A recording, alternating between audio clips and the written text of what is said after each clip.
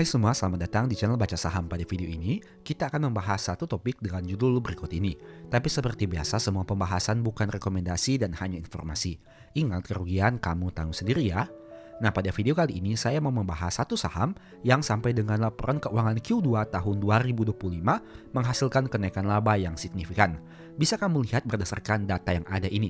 Pada Q1 tahun 2025, labanya naik dari 259 miliar di tahun 2024 menjadi 3,6 triliun rupiah.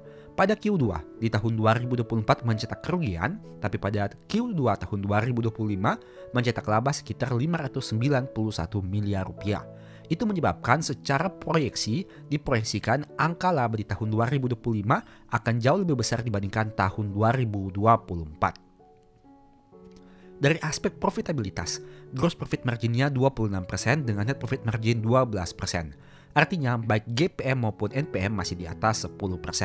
Dan net income-nya quarter year on year growth 642%. Dari aspek dividen memang tidak terlalu tinggi dengan angka 4,2% saja berdasarkan data terakhir yang dibagikan di tahun 2025. Tapi nanti kita akan hitung lagi. Untuk harga saham sempat menyentuh angka 3070, tapi saat video ini dibuat berada pada angka yang relatif lebih rendah. Setidaknya dalam waktu 10 tahun terakhir. Silahkan kamu lihat untuk datanya di sini. Oke, sekarang kita lihat dari aspek dividennya. Mari kita lihat untuk aspek dividen saham ini. Dividen terakhir adalah Rp33 per lembar saham. Apabila kita bagi dengan harga sahamnya, katakanlah di angka 780, maka akan memperoleh dividen sekitar 4,2%. Jika kamu melihat track record dividen dari saham ini, mereka memang konsisten membagi dividen sejak tahun 2022. Tapi sebelum itu, sempat absen beberapa tahun di mana terakhir bagi dividen di tahun 2018. Tapi ingat, untuk data ini sebaiknya kamu cross-check lagi di sumber resminya. Kita cek untuk aspek stock split. Pada tahun 2021, perusahaan sempat melakukan stock split 1:10, sehingga untuk harga sahamnya, silahkan kamu lihat lagi apakah harga saham tertinggi di angka 3070 ini sudah termasuk stock split atau sebelum. Silahkan kamu cross-check lagi di sumber resminya dengan lebih detail. Oke, mari kita bahas dari aspek valuasi dan harga sahamnya. Kita lihat dulu pertama dari aspek harga saham. Kamu bisa lihat datanya di sini di mana harga sahamnya mengalami penurunan yang signifikan dalam beberapa tahun terakhir ini. Sedangkan dari aspek PBV, mari coba kita lihat. PBV-nya di angka 1,27 kali, yang mana lebih rendah dari PBV 10 tahun terakhirnya dengan rata-rata 3,57 kali. Pernah menyentuh PBV di atas 5 kali, tapi sempat juga turun di bawah PBV 2 kali. Nah, sekarang kita lihat. Dengan book value per share atau modal per lembar di angka 615, saham ini diperdagangkan pada angka 780.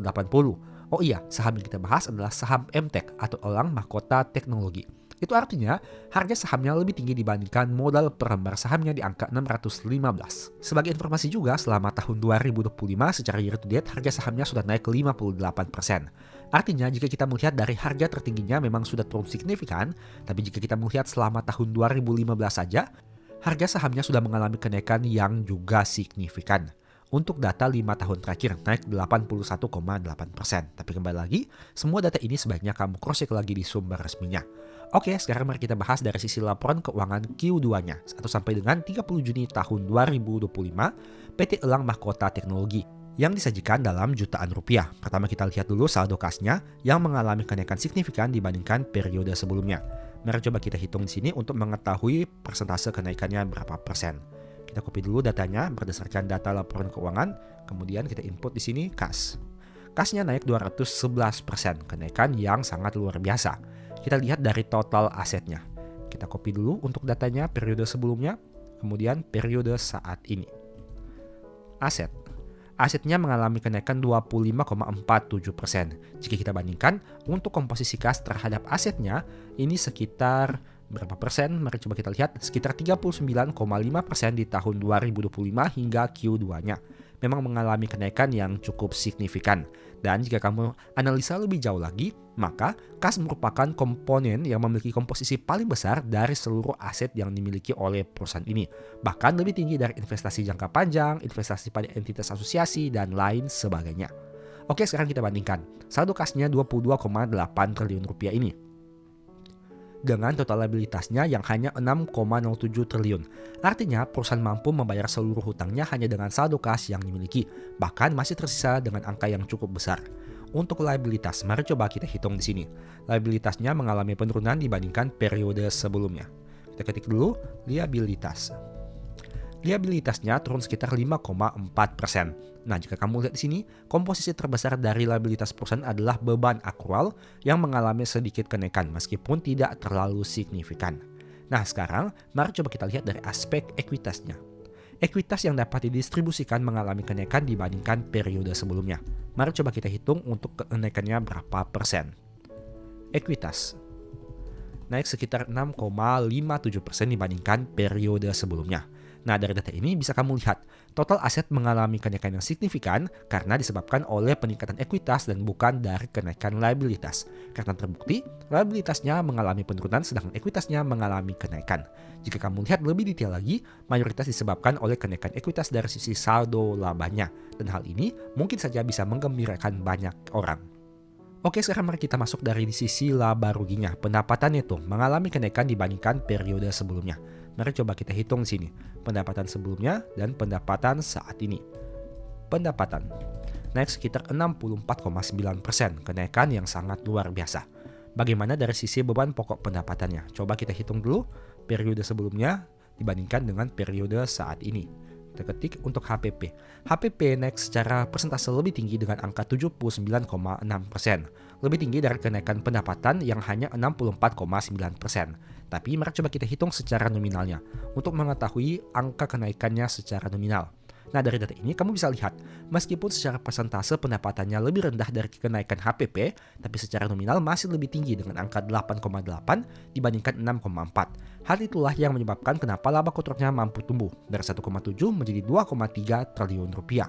Sekarang kita lihat untuk laba usahanya. Laba usahanya mengalami penurunan dibandingkan periode sebelumnya. Nah, tapi ada poin menarik di sini.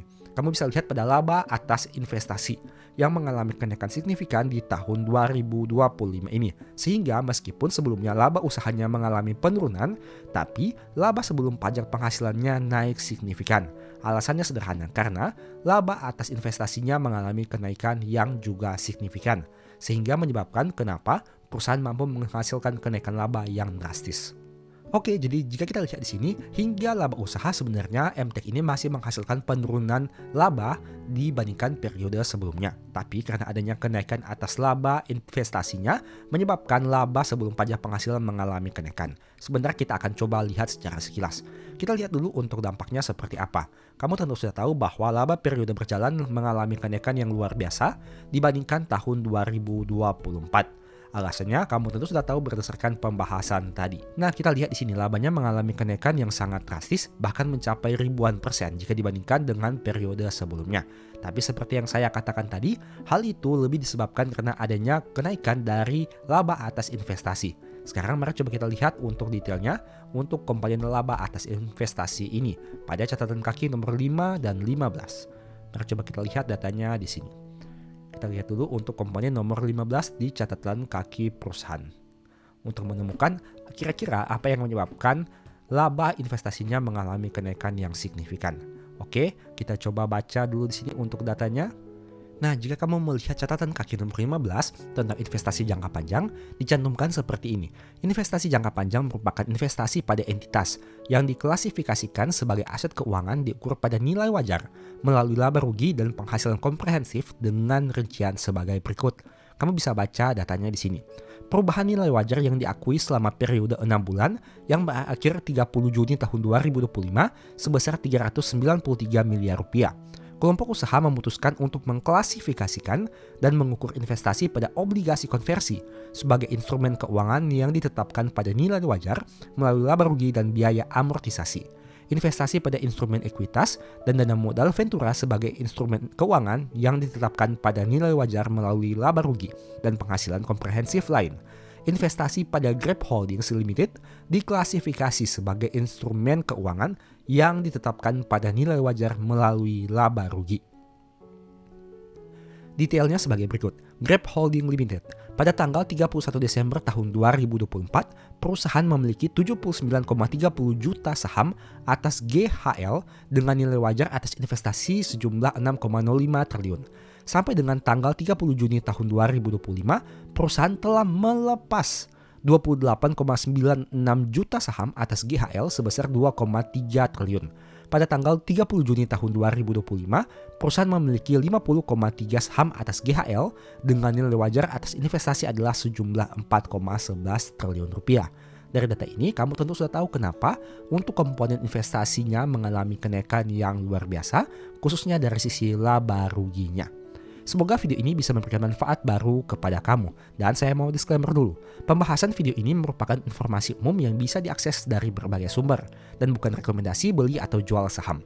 Saya tidak mengatakan saham yang dibahas bagus atau jelek, karena hal itu harus kamu tentukan sendiri. Mohon cek lagi data yang ditampilkan karena bisa saja ada salah input atau salah hitung. Semoga video ini memberikan manfaat ya. Demikianlah pembahasan singkat pada video ini. Selalu ingat bahwa semua saham dan pembahasan yang ditampilkan bukan rekomendasi dan hanya bersifat edukasi. Segala risiko kerugian menjadi tanggung jawab kamu sendiri. Mohon juga agar dapat mengecek kembali data yang ditampilkan karena bisa saja terjadi kesalahan pengetikan atau pengambilan data. Di video berikutnya ini dibahas materi apa lagi? Tulis di kolom komentar ya. Berikut ini beberapa list ebook baca saham. Pertama, psikologi saham. Kedua, stock for living. Ketiga, strategi nabung saham. Keempat, the stock market. Dan yang kelima, cara analisa laporan keuangan. Info pembelian silahkan chat saja pada nomor WA yang tercantum pada video kali ini.